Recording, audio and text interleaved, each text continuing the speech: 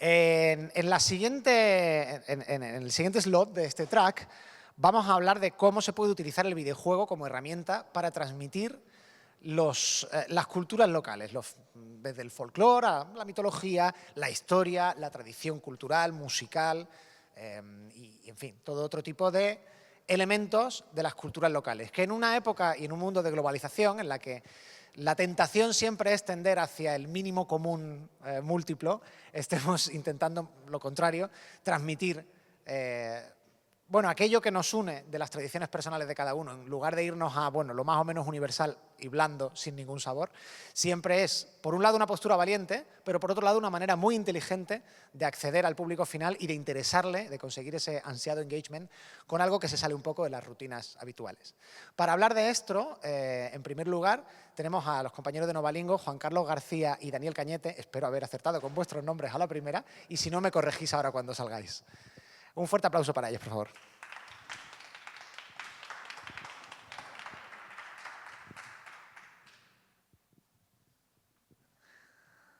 Buenas tardes. José Luis, ¿verdad? Sí, José Luis, es José Luis. ¿Había opciones? Hola, ¿qué tal? Soy José Luis García, él es Daniel Cañete. Y bueno, somos de Novelingo, una empresa que hace, oh, sorpresa, videojuegos. Pero no sé si ponemos el vídeo primero, damos una chapa, ¿qué hacemos? Venga, vamos a poner el vídeo. Sí, yo creo que veis el vídeo y ahora entenderéis por qué estamos aquí.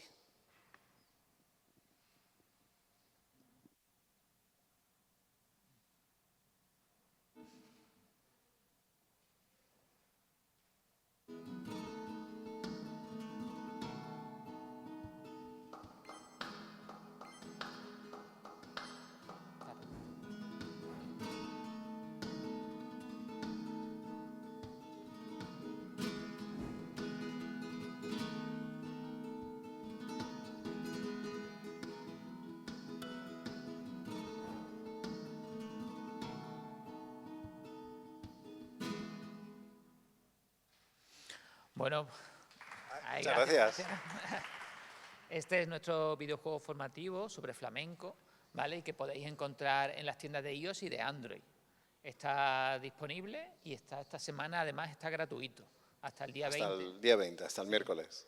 Por el Día Internacional del Flamenco, ¿verdad? Sí, que se celebró hace unos días y bueno, de hecho hicimos un taller especial en el Museo Interactivo de la Música, aquí en Málaga, y todavía está gratuito para su descarga. Y ese es el motivo, ¿no?, por el que estamos principalmente aquí. Ese es el motivo, sí.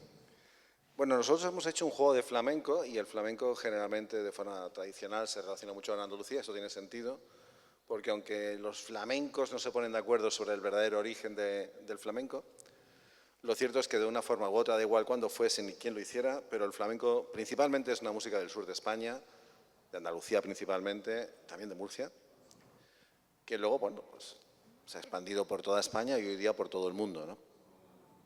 Nosotros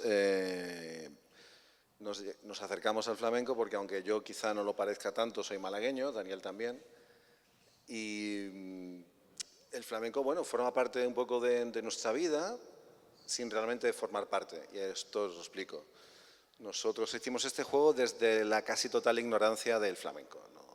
Nunca ha sido una música de la que yo haya sido particularmente fan, y eso que soy el guionista del juego.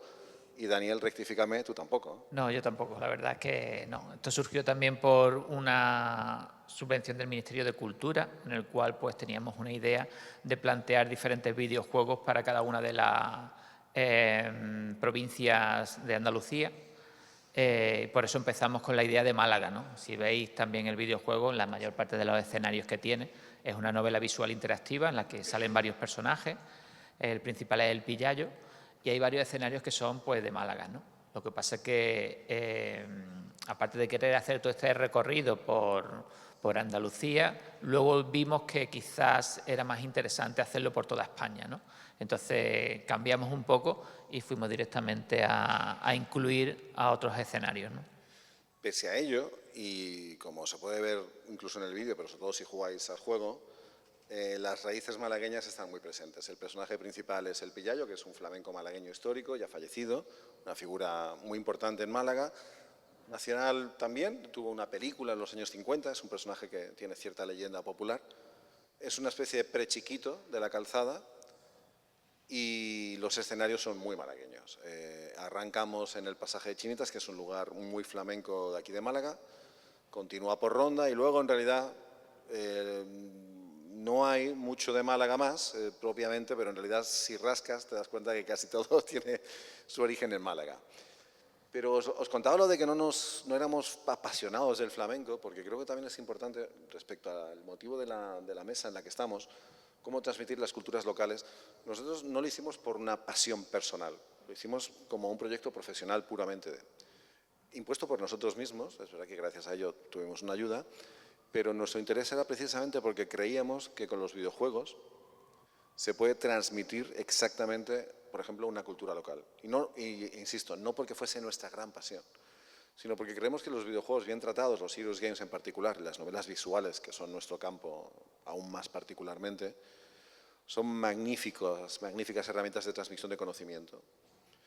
Y además son magníficas herramientas digamos, de transmisión de espíritus, de lugares, de cultura, ¿no? Yo, por ejemplo, hace unos días estuve aquí en Málaga, vino Art Explora, que es un proyecto francés de una fundación que lleva proyectos artísticos por todo el Mediterráneo.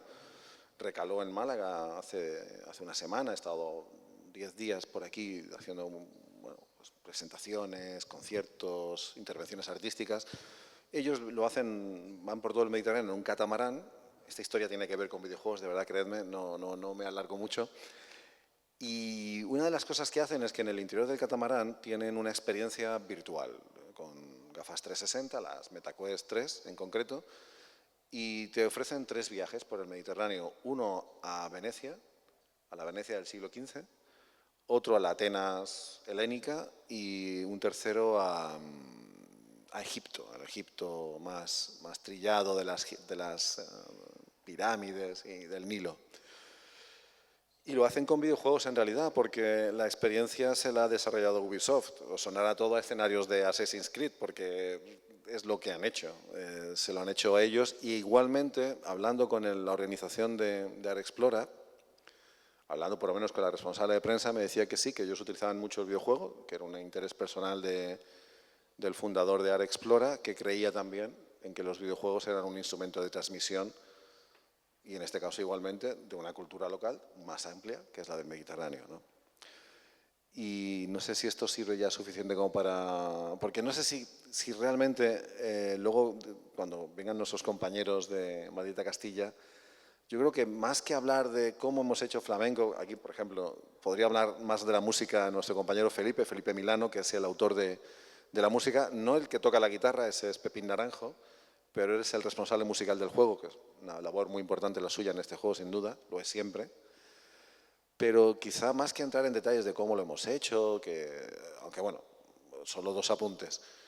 Realmente este juego, cuando digo que si rascas tiene mucho de Málaga, no es solo, digamos, en lo programático, digamos en lo evidente, en lo pedagógico. Tú ves los lugares y dices, esto es Ronda, esto es Málaga, el pasaje Chinitas, centro de Málaga, el personaje Pillayo es de Málaga. Pero incluso en lo que no percibes, en lo que no te ponemos en la cara el nombre de Málaga, ni la cultura en concreto de este territorio tan cercano como es el nuestro, de la ciudad y la provincia, hay mucho, porque los sonidos que están grabados realmente en lugares, hay una peña flamenca y hay un taller de guitarras en el juego, son una peña flamenca real de Málaga y un taller de guitarras de aquí de la ciudad. Las anécdotas las hemos ido trufando un poco alrededor del juego con elementos también locales, porque inevitablemente en este juego, y no solo porque en un principio fuese la idea, pero yo creo que cuando hablas de algo que te es cercano, aunque, insisto, de verdad, no somos apasionados ni escuchamos flamenco habitualmente, ni antes, ni ahora, ni después, ¿no? Pero no deja de ser algo cercano. Y supongo que cuando nosotros nos reunimos en su momento buscando una idea de un nuevo proyecto, hace ya casi 2 años, salió el flamenco de una forma evidente, y eso no tengo ninguna duda, porque no deja de ser algo cercano, aunque no sea nuestro exactamente del día a día, ¿no? O sea, teníamos mucho interés también. Teníamos bastante interés por conocer. Y la verdad es que ha sido un viaje en el cual hemos aprendido bastante y ha estado muy bien. Nosotros venimos del... Sí. Nosotros venimos del e-learning, por ejemplo, y no sé si sabéis lo que son los cursos online de estos de formación, y ahí te dan cualquier material que tú tienes que convertir en una especie de algo entretenido o interactivo que puedan hacer los alumnos, o incluso en nuestro caso pues también hemos tenido que convertir eso en videojuegos, ¿no? Y la verdad es que el hacerlo con el flamenco y con Andalucía o con Málaga y demás es mucho más gratificante que muchos de los cursos que hemos tenido que ir realizando, ¿no? Casi por terminar, porque no llevamos el control de tiempo, pero bueno, supongo que merece la pena que luego tengamos más debate, ¿no? No simplemente cada uno contar su historia. Nosotros, inevitablemente, que somos una empresa de Málaga, un videojuego que no es el que traemos aquí, que no tiene nada que ver en principio, que es un juego totalmente deslocalizado, que es un juego sobre ciberseguridad, no necesariamente tiene que estar situado en ningún sitio, y de hecho nuestro juego no dice estar exactamente en ningún lugar, inevitablemente, porque es algo que ocurre cuando estás creando al fin y al cabo algo, lo cercano se te pega mucho y al final como la transmisión, como una enfermedad, ya lo digo, como una enfermedad de transmisión sexual, tú la pasas al siguiente, ¿no? Innecesariamente por completo, pero utilizamos escenarios de Málaga para ese videojuego. No había necesidad, no era algo, pero inevitablemente quisimos de alguna forma darle como una imprimación local también de donde somos, ¿no?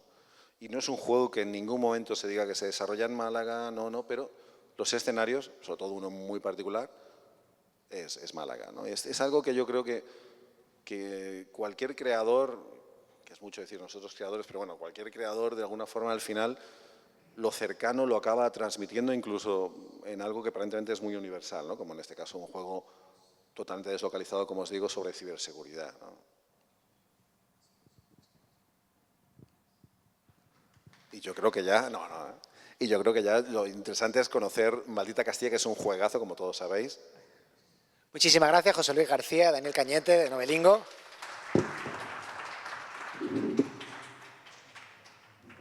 Y como muy bien nos ha dicho José Luis, nuestros próximos invitados son las mentes pensantes y manos trabajantes detrás de varios de los videojuegos más destacados de la escena indie española de la última década, con el girito peculiar de que cuando a veces hablamos del juego indie más destacado se habla casi por tamaño, por peso, ¿no? Trabaja tanta gente y ha vendido tanto y ha hecho tanto. Y la filosofía de Loco Malito en ese sentido es muy distinta. Corrígeme después si me estoy equivocando, pero trabaja mucho en tus ratos libres, básicamente, con una filosofía de diseño muy concentrada en si juegas 10 minutos, tienen que ser 10 minutos perfectos. Todo tiene que estar medido hasta el último detalle. Esto, sumado a llegar a lo universal, a llegar a tocar e interesar a cualquier jugador desde su experiencia local, creo que son dos elementos fundamentales de toda su obra. Pero mejor que salga él a contarlo. Así que un fuerte aplauso para Loco Malito y para Grisor.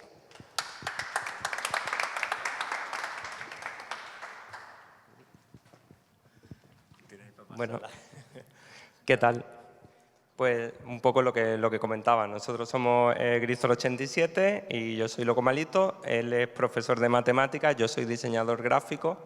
Lo que pasa es que por las noches pues dedicamos nuestro tiempo a hacer videojuegos. Entonces somos desarrolladores aficionados. Desde... A ver, si no... Para arriba o... Uy. Vamos a ver si va el cambio de diapositiva. Va, no va. Ahora. Ahí va. Pues bueno, desde 2008 hasta esta parte, estos son los juegos que hemos hecho. La mayoría son gratuitos, algunos se hicieron comerciales porque tuvieron bastante éxito y acabaron pues, por casi presión de los fans llegando a circuitos más comerciales. Pero hoy lo que vamos a hablar son de estos tres, que son los que están conectados con todo esto que estamos hablando.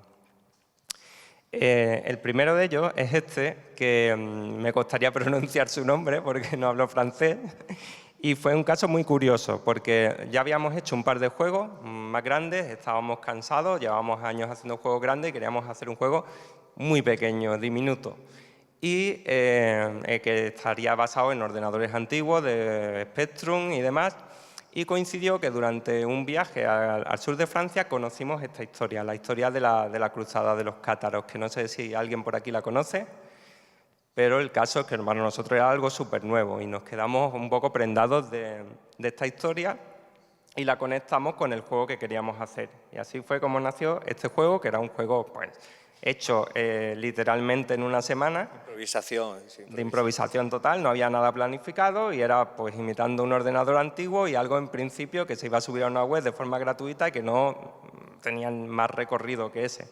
Pero resulta que pasó algo muy curioso, que cuando publiqué el juego pues empezaron a ver muchos artículos hablando del juego. Y una cosa curiosa es que, claro, todos los artículos decían algo parecido a esto, ¿no? Decían, en un mundo paralelo estaría harto de hablar de juegos de cátaros, pero resulta que solo existe uno, ¿no? Y entonces pasó una cosa curiosa. Este juego, hubo un momento en el que unos chicos se interesaron en hacer un port para el ordenador que estábamos imitando, para hacerlo real para ese ordenador, y en el proceso pues acabaron liberando el código dio paso a un montón de versiones para un montón de sistemas diferentes hechos por distintos equipos, algunos sistemas incluso que ni nosotros mismos conocíamos.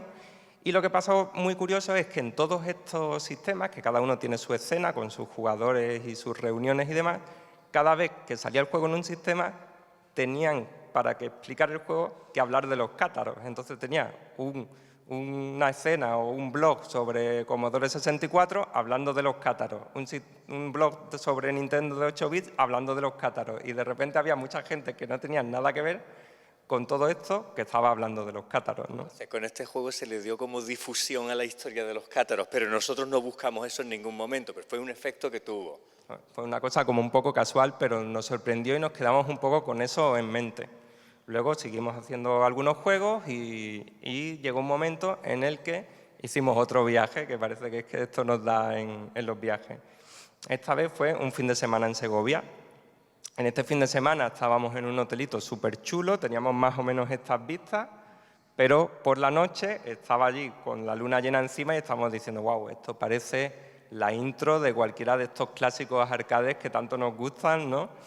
Y hablando de eso, pues surgió esta conversación en la que decíamos, oh, es curioso que la mayoría de los juegos que nos gustan, arcades clásicos, juegos de acción, son juegos japoneses hablando de mitos centroeuropeos y pasan un montón de cosas que si lo piensas son muy raras, ¿no? Sí, cometen muchísimas inconsistencias, tienen elementos, mezclan culturas, mezclan elementos que no tienen que ver, fuera de contexto. Eso es bastante recurrente en lo que son los videojuegos japoneses. Entonces, claro, pues bueno, esos juegos no estaban, igual que los nuestros también, pues no estaban centrados en la parte cultural, ¿no? Simplemente eran juegos que tú ibas con una espada pues luchando contra demonios y ya está. Pero no... Entretenimiento simplemente, pero tampoco sin entrar en el detalle, claro. Claro, nosotros decimos, nuestros juegos son juguetes, los nuestros no son arte ni son cultura, son juguetes, pero se le puede dar un poquito más de consistencia. Entonces nos preguntamos, ¿qué pasaría si hacemos un juego de este tipo que tanto que nos gustan, pero nos curramos un poco la consistencia y nos inventamos un pueblo imaginario, pero que cuele, que tenga un nombre que parezca real, que tenga una arquitectura que parezca real, que tenga elementos pues, que podemos ver en un viaje alrededor de España y que todo vaya conectado de una manera lógica. Necesitamos un castillo, vamos a mirar cómo es la arquitectura. Necesitamos un nivel con muchas plataformas, ¿qué nos vale? Nos vale un acueducto, tenemos uno. Necesitamos un gran portón, tenemos uno, ¿sabes? Podemos imitar esas cosas para que al final, mientras tú estás jugando, lo que ves te puede ser reconocible y tiene una coherencia interna. O sea, no se trata de ser 100% académico, ni tampoco hacerlo mal, pero un 80%, es decir, fijarse en las cosas y trasladarlas con la pantalla con cierto, o sea, ser fidedigno en un alto porcentaje para dar mucha cohesión, para dar cohesión a todo. Efectivamente, sobre todo cuando todas esas referencias son muy fáciles de encontrar. Aquí en España pues tenemos muchísimo escrito sobre historia, entonces es fácil dar con esos libros.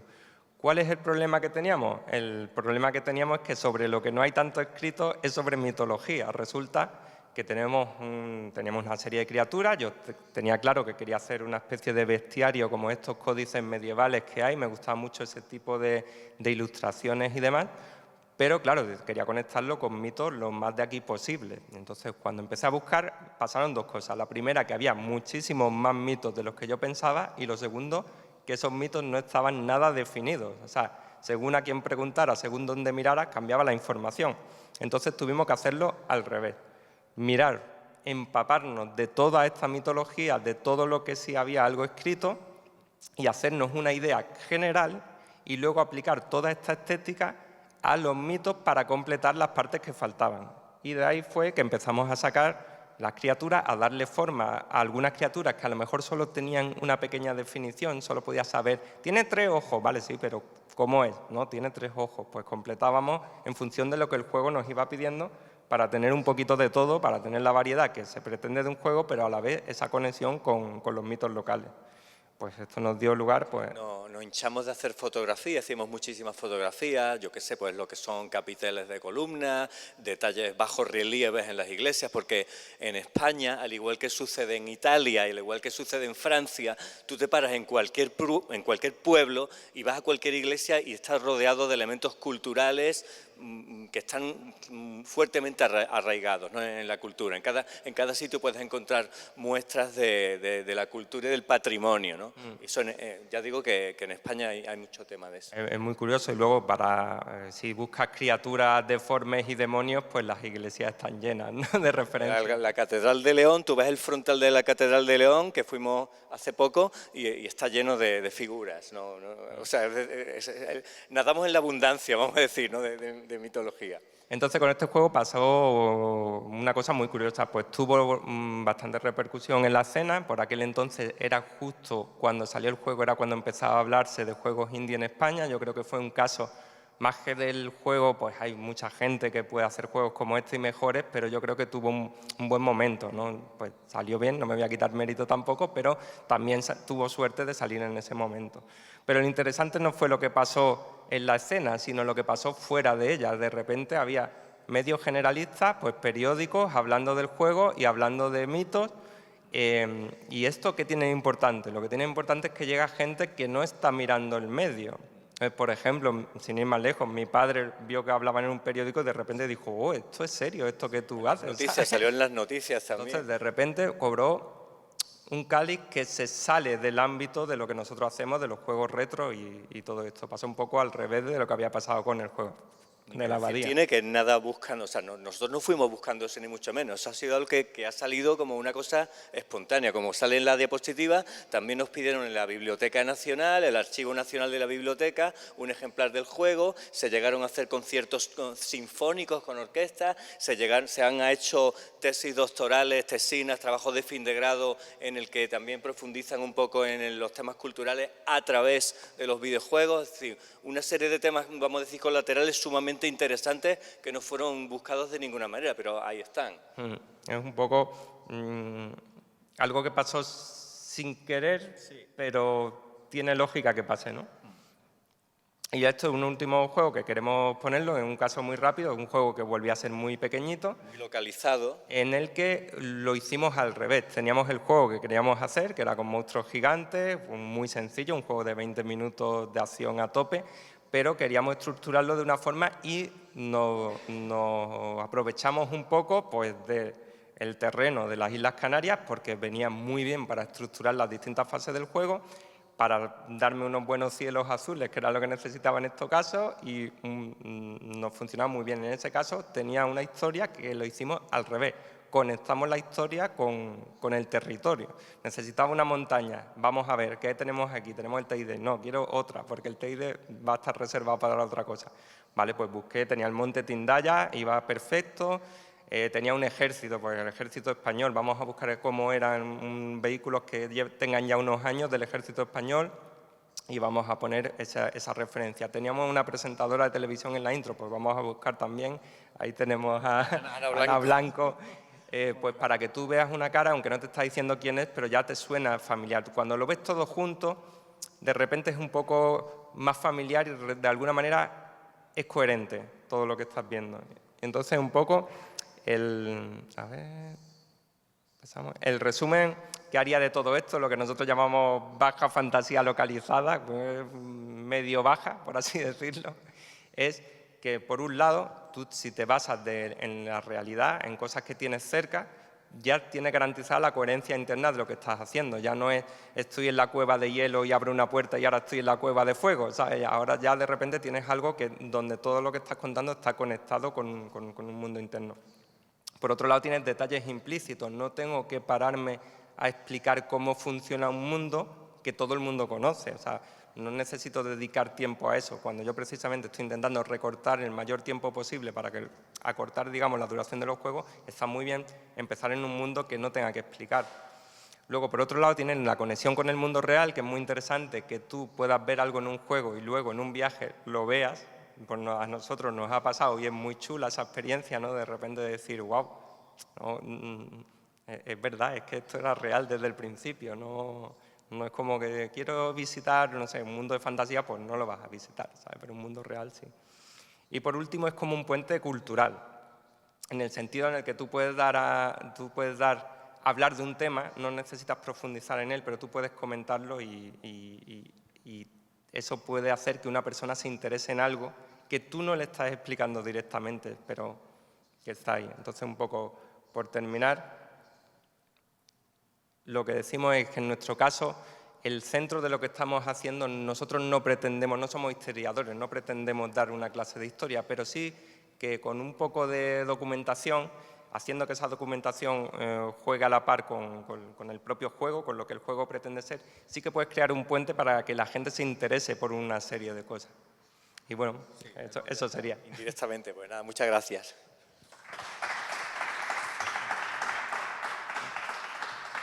Muchas gracias. No os mováis, no os mováis. Vamos a invitar a los compañeros de Novelingua a sumarse un momentito al escenario. Por ahí. Os quiero lanzar un par de preguntas a los cuatro, antes de abrir el turno por si nuestro público tiene también alguna pregunta. Para enmarcar la siguiente pregunta, sí que os quiero hacer una pequeña analogía. Hay un movimiento ahora en el mundo del vino, que no sé si os interesa, pero bueno, a la hora de hacer vino, hacia intentar cada vez que todos los vinos transmitan mucho el terruño, ¿no? Es como que, bueno, como la gente está harta de beber el mismo vino, porque ha habido muchos años de estandarización, para venderle un vino a un chino o a un americano, pues intento apelar a aquello que conocen. Se han ido ahora a lo contrario, no, yo vendo mi terruño, que cada vino sea único para vender una experiencia diferente. Pero claro, el sentido del gusto es muy directo, muy universal. Vosotros tenéis que explicar unas claves culturales. Tú hablabas de que al tener esa coherencia interna el puente hace de curiosidad, es cierto, pero también hay muchas diferencias en lo que estás contando. Y en vuestro caso directamente es al intentar transmitir y que haya un cierto aprendizaje, tienes que presuponer el interés del público, que a veces es mucho presuponer. ¿Cómo intentáis vosotros, en vuestros diferentes casos, salvar esa distancia cultural entre vuestro trasfondo y el de vuestro público? Me ha tocado a mí el primero, ¿eh? Bueno, nosotros lo que hacemos primero, en el caso de los videojuegos que nosotros creamos por iniciativa propia, porque no he mencionado antes dos videojuegos que son también muy enraizados en un lugar, como son Academia Alborán, pero tiene que ver con lo que voy a decir ahora, y La Búsqueda, que son dos videojuegos hechos aquí en Málaga para el Ayuntamiento de Málaga, sobre Málaga, y los hemos hecho nosotros para un proyecto europeo, pero muy local, ¿no? Es sobre concienciación del medio ambiente. Bueno, pues en los que nosotros hemos planteado, presuponemos el interés del público.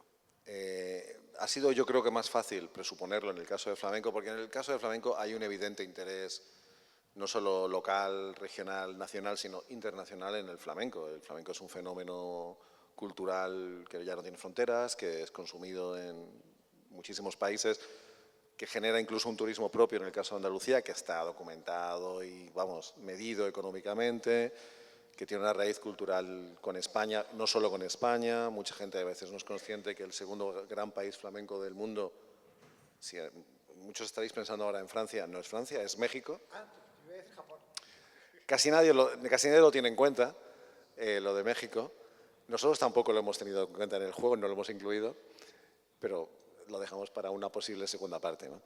Pero a lo que voy, dices lo de presuponerlo. Mira, fue más difícil presuponerlo en el primer juego que hicimos, que no fue de Málaga.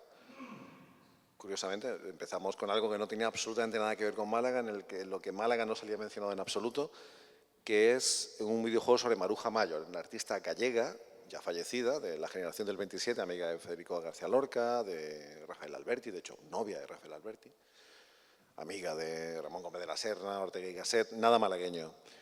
Y ahí, sinceramente, nos ha sorprendido, te lo menciono porque lo hemos probado en tantos talleres, hemos hecho tantas cosas con este juego que tenemos experiencias con el público, y es que si el juego tiene el suficiente atractivo y tiene la capacidad por la historia, o el personaje en este caso también ayuda mucho, de atraer al jugador, el jugador rápidamente se implica con la historia y pasa a tener, pasa de desconocer por completo personaje y circunstancias a interesarse genuinamente en ello.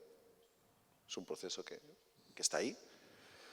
¿Que lo comprarían si lo vieran en una tienda? Evidentemente no, porque no lo conocen, en este caso de Maruja Mayo. Pero que jugándolo, o sea, quiero decir que es una cuestión ya de marketing, el que lo conozcan o no. Jugándolo, el interés se genera. Eso puedo dar fe de ello porque lo he visto en muchísimas ocasiones con este juego. Y es un fenómeno que yo creo que habla mucho de la capacidad que los juegos tienen, cada uno tira lo suyo, para transmitir conocimiento y para formar, ¿no? Y es que el mismo hecho de jugar genera un interés en el contenido. Por ejemplo, en vuestro caso se ve claramente. Estoy convencido que muchos de los que han jugado a Maldita Castilla, que es el que más conozco de los vuestros, el que conozco en realidad, se habrá interesado seguramente por muchos de los fondos, porque además os habéis dado un currazo espectacular y son chulísimos. Y seguramente antes no conocían ni esos castillos, ni esas catedrales, ni esas puertas, ni nada, ¿no? Y es el hecho de jugar, hay una implicación muy diferente a la simple atención en una charla o en una clase estándar, ¿no? de una universidad o de un instituto, da igual, que tiene ese formar parte de, ¿no? Es como esto que dicen cuando la gente conduce, ¿no? Que se siente parte del coche. Pues cuando estás jugando te sientes parte del juego y entonces todo lo que pasa en el juego te puede interesar. Eso es como... Yo poco tengo que añadir a lo que han dicho nuestros compañeros de Novelingos, simplemente decir, el videojuego en sí mismo es un vehículo de difusión de conocimiento y tiene... depende del tipo de público, pero entre el público joven tiene muchísimo poder de atracción, muchísimo poder de convocatoria, tiene muchísimo poder del boca a boca, es decir, este videojuego es bueno. Yo soy profesor de secundaria y muchos de mis alumnos que comprenden un rango de edades de 12 hasta 18 años, me encuentro con que conocen el juego, el videojuego de Maldita Castilla, y lo han jugado y dicen, es un videojuego fantástico porque es un videojuego de acción. Pero en el trasfondo de ese videojuego están esos elementos culturales que hemos puesto aquí, que hemos proyectado, entonces hace que los nenes se interesen por ese trasfondo que hay. Entonces, como bien me han dicho nuestros compañeros antes, es un vehículo fantástico de difusión, el formato del videojuego. No sé si quiere añadir algo. Sí, es que es justo lo que estáis comentando. Yo creo que a lo mejor la cuestión es al final, un juego es un juego en sí. Un juego puede atraer a un jugador por el tipo de juego que es, pues ya sea narrativo, ya sea de acción, ya sea de construir, ya sea de craftear. Esa es la base de la cosa. En eso es universal un juego y en eso va a gustar en todas las culturas. Lo que viene después es cuando ya tienes ese juego delante, es cuando te entra por los ojos, por el oído, te va entrando toda esa cultura con la que has envuelto el juego, claro, porque en este caso, digamos, lo que importa, lo que transmite, es más el envoltorio que el núcleo en sí del tipo de juego, que a lo mejor sí es algo que ya conocen de antes y no les es para nada extraño.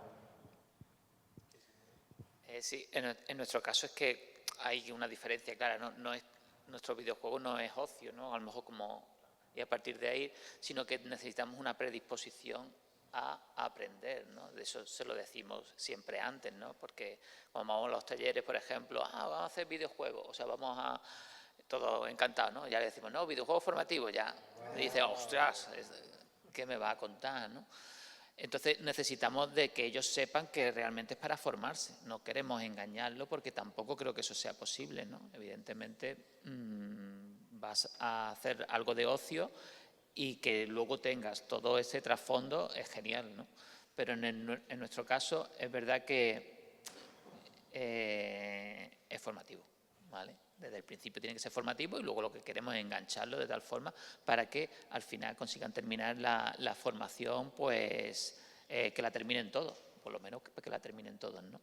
y que luego pues puedan sacar el objetivo pedagógico que teníamos al principio, porque al final todo tiene un objetivo. O sea, no se ha hecho el videojuego porque sí, lo hemos hecho para que ellos aprendan hasta aquí, ¿no? Y por lo menos que eso se dé por hecho. Si me permitís un mínimo de chapa más. Y hablando de experiencia de talleres, nosotros hacemos muchísimos talleres. Aquí estamos haciendo algunos en el Polo, todos los viernes, estamos a estar un año haciéndolos. Los hacemos en bibliotecas, los hemos hecho en colegios, muchísimos. Por ejemplo, con este de flamenco está pasando, y también está pasando mucho con los de academia, los que os he mencionado, que hemos hecho de medio ambiente de Málaga, y es que el reconocimiento de lugares entusiasma mucho a los niños, en particular. Yo creo que entusiasma a cualquiera, pero no, como ahora tratamos mucho con niños, genera un entusiasmo genuino, o sea, que lo ves, porque luego yo siempre les hago un cuestionario cuando terminan, y lo primero le pregunto, bueno, ¿conocías algo? Y lo primero dice, sí, yo conocía tal, yo esto lo sabía, el otro no. Y nosotros nos beneficiamos de eso cuando hacemos los juegos. Entonces, tampoco cuando decía que inevitablemente, como bromeaba antes, que metemos cosas locales, pues sí, lo hacemos. En el caso de ciberseguridad no aporta nada a nadie, pero nos lo aporta un poco a nosotros, porque el hecho de hacer cosas que conoces, no sé por qué, no sé explicar este proceso, pero le pones un cuidado extra, ¿no? Y del mismo modo, cuando tú, por alguna razón, reconoces cosas en un juego, eso aumenta, digamos, por un lado, la respuesta positiva, y yo creo entender también, digamos, lo ves todo de forma más amable. Por ejemplo, nosotros, era evidente en el caso de los juegos que nos contrató el Ayuntamiento de Málaga, que Málaga tenía que salir, pero podíamos haber tomado muchas opciones, haber sacado al Málaga al principio y luego haber tratado temas abstractos. Desde el principio nosotros decidimos no, utilizar realmente el entorno, porque queríamos beneficiarnos de eso. Y perdonad que aumente un poco en la chapa. No sé si os ha pasado con sobrinos, hijos, lo que sea. A mí me ha pasado con mi sobrino. El entusiasmo tremendo con un videojuego de Spider-Man, tan popular de PlayStation, que es una de sus armas para hacer que la gente compre la maquinita, que a él le entusiasma ahora reconocer lugares de Nueva York en las películas que ve. Porque él conoce Nueva York. Él conoce Manhattan, pero ya no solo Manhattan. De la última ampliación reconoce barrios que no solo son Manhattan de Nueva York. Y a él le genera un entusiasmo increíble. Dice, no, sí. Ah, eso es Staten Island. Y dice, Staten Island. No habría dicho a su edad en la vida esas dos palabras, ¿no? Los videojuegos tienen esa capacidad, y es verdad que poder reconocerlo cuando un jugador reconoce cosas genera un lazo mayor, pero incluso cuando no lo reconoce, como en el caso de mi sobrino, y creo que no es el único, a posteriori no solo mejora tu visión del juego que jugaste, sino te ha dado un conocimiento también, ¿no? Por supuesto, mi sobrino, cuando salga Spider-Man 3, también se lo comprará, evidentemente. Yo creo que a colación de eso mismo que comentaba, también una cosa que he observado trabajando como diseñador gráfico es que cuando te diriges a un público más joven, ellos reciben un torrente continuo de información nueva, de imágenes nuevas y demás. Y aparte ya de que reconozcas lo que está cerca tuyo, simplemente la repetición le resulta confortable por el mero hecho de que todo parece tan cambiante que nada, no se pueden acoger a nada. Cuando algo se repite, de repente les resulta automáticamente acogedor, ¿no? No sé si tenéis hijos, pero yo sí, y cuando les cuentas un cuento a los niños, siempre tú les cuentas el mismo cuento porque te piden el mismo cuento todos los días. Si un día le cambias el final, te va a decir, papá, me lo estás contando mal. Y estás intentando evitar que se aburra. No, le estás contando el cuento mal. Es así. Claro, eso les reconforta. Bueno, quiero abrir el turno al público. Creo que es muy bonito todo lo que estáis contando, permitidme que lo diga, porque aparte de lo bonito que es poder utilizar la herramienta de los videojuegos para transmitir nuestra cultura y no quedarnos en que todo tiene que ser un hombre de mediana edad en Nueva York, esta cosa ya muy desgastada, creo que también es muy bonito poder llegar a lo universal a través de lo local, porque al final, si algo conecta a todas las tradiciones culturales en todo el mundo, es que en el fondo todas hablan de lo mismo, solo que cada una a su manera, todas hablan del espíritu humano. Entonces, no hay que renunciar a esos lenguajes propios, porque como bien habéis destacado los cuatro, a través de la curiosidad, a través del juego, siempre se va a salvar el puente de distancia que hay entre el emisor y el receptor con esos códigos diferentes. Quiero abrir el turno a si hay alguna pregunta del público. Levantar la mano. ¿Por aquí? Fenomenal. Buenas tardes. No, yo por puro corporativismo quería preguntarle a Guizor ¿cómo afrontan la música? Yo soy compositor también, trabajo con Novelingo, me gusta mucho tu trabajo y, Gracias. y me gustaría saber cómo habéis hablado de, bueno, pues, de la información, de la documentación y tal. En tu caso, a la hora de comprar una música, ¿cómo la afrontas? Si también basándote en cuestiones que tienen que ver con lo que se está contando en caso de Maldita Castilla, tal, o algo más genérico. Gracias. Bueno, yo suelo ser democrático en ese sentido, en el que siempre pregunto al director del proyecto que me dé un marco en el cual yo pueda moverme o el director tenga en mente que debo yo moverme para poder desarrollar la música. Entonces, una vez está definido el marco, por ejemplo, Maldita Castilla, pues me dijo Juan, queremos un arcade que sea del estilo del año 86, 87 como mucho, con un chip de sonido de FM, 6 canales, y el tema pues va a ser un poco mitología medieval española y demás. Vale. Entonces yo tengo ahí dos elementos, uno es el sistema de sonido y otro es qué expresar con ese sistema de sonido. Entonces, a partir de ese marco, pues yo voy elaborando una serie de ideas, una serie de maquetas, a veces son con el piano, a veces son con la voz, a veces son conceptuales y lo acuerdo con él. Y cuando tengo algún prototipo, pues yo se lo mando y él lo coloca pues, como fondo en alguna pantalla, en algún gameplay, como se dice ahora, y lo vamos probando. ¿Que funciona? Para adelante. ¿Que no funciona? Pues lo cambiamos. Pero siempre está en constante evolución, porque yo con él es como un partido de baloncesto en el que yo le paso la bola y él me la pasa a mí. Estamos continuamente intercambiando las posturas, las ideas, la construcción, la evolución y todo. Es un proceso muy vivo. En otros casos no es así. Digamos que un director de un proyecto me da un conjunto de normas o de reglas muy cerradas, tienes que hacer esto, incluso me pone referencia. Quiero que sea como el Mario Galaxy de Nintendo, pero tal. Y yo, pues santa palabra, lo que usted diga. Donde manda patrón no manda marinero. Entonces, ya digo, no sé si contesto un poco a tu pregunta. Cada proyecto me dan un poco el marco de condiciones. Los que más cómodo me siento son los que, como Juan, pues me dan mucha libertad. Me dice, mira, ten esto un poco como marco y ya por ahí vas tirando. Entonces, yo voy probando y así pues nos vamos entendiendo un poco. Pero como norma general, hablando se entiende la gente. No sé si contesta esto a la pregunta. Sí. Perdona, es que en ese sentido también una de las cosas que hablamos a veces de la ventaja de ser un equipo como muy pequeño de dos es que esto no es como que yo le digo, esta es la fase, hazle la música, sino estoy haciendo esto en mitad del proceso y él hace la música y vemos si encaja y si no encaja, a lo mejor hay que cambiar la música o a lo mejor hay que cambiar la fase que también ha pasado. Entonces, claro. Y lo volvemos a testear y vemos que encaja y se hace sobre la marcha, o sea, que no se suele hacer en bloque toda la música del juego, sino en plan cuando llegamos al desarrollar esta pantalla, hablamos de eso, vemos referencias y lo trabajamos juntos. Claro, pues en vuestro caso, el hecho de hacer un videojuego localizado en una época, ya que trabajáis con una música, con generadores de sonido, tal, no podéis jugar a la tímbrica, ¿no? A los instrumentos de esa época, está mucho más coartado que podría estar un compositor que trabaje con herramientas tradicionales, pudiera grabar o usar samplers y tal. Ahí se te lo cortan de raíz y te tiene un doble mérito, seguramente tengas que tirar mucho más de armonía, forma, etcétera, etcétera, ¿no? Sí, pero teniendo el chip este de FM, que tiene 6 canales, eso no me impide a mí investigar a fondo, pues, no sé, pues, algunas composiciones de maestros españoles, de Manuel de Falla o de Miklos Rozsa, que hizo para películas épicas como El Cid, o también incluso alguna música del Renacimiento o antigua, y jugar un poco con eso. O sea, aunque lo que es el timbre de la música suena a través de un chip, lo que son las composiciones y las formas sí puedo adaptarla totalmente al terreno. Y yo creo que parte de la cohesión que hemos hablado antes en la charla, que tiene Maldita Castilla, se debe un poco a que esos elementos culturales y tal han ido todos a una, y por eso el juego, casi sin nosotros proponerlo, ha ganado cohesión solo tomando elementos, intentando ser fidedignos, ¿no?, a los elementos que hemos tomado. Eso ya gana un 80% o más.